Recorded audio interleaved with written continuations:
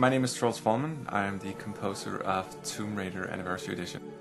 Being a composer in the games industry is a very delicate task because on one hand you gotta bring experience from the movie media and really integrate a lot of experience of that, but you also gotta understand how the game operates.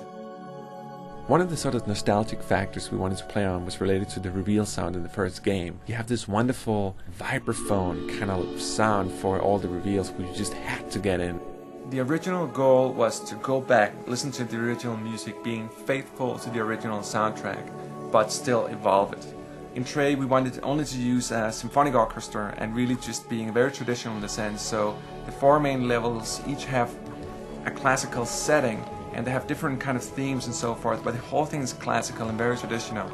You have the whole symphonic orchestra. You got strings, you got brass, you got woodwinds, you got percussion, you got the choirs, which is sort of the typical setting for doing these type of scores. I think more importantly, it's not so much about the instrumentation, but what you can really expect to hear is the themes. We got all the thematic material from the original games. The choirs are back, even though I've modified them somehow.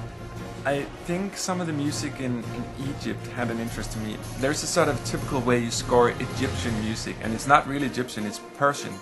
People don't know that, but there's certain scales you use in Persia. Another thing that was really important was for the cinematics. All the cinematics are very sort of in a classical, typical orchestrated sense. In Legend I used way many different things, combined them electronica, like jazz and weird kind of stuff. But this one is super classical, all the cinematics are just completely orchestral like the game as a whole. The soundscape for Tomb Raider Anniversary is different from Legend in that it's an evolution and it's a lot more varied and a lot more detailed. The goal in creating the audio environment was really to try and sell the area where you were. Different games have different themes and different tones. For Tomb Raider, we wanted really an epic, adventurous feel.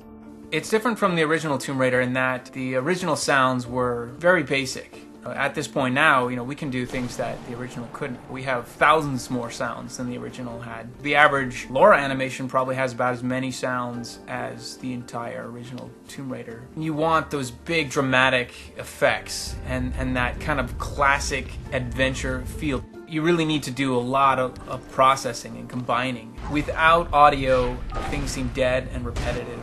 All you're doing is seeing a location, and hearing it puts you in there and makes it more believable.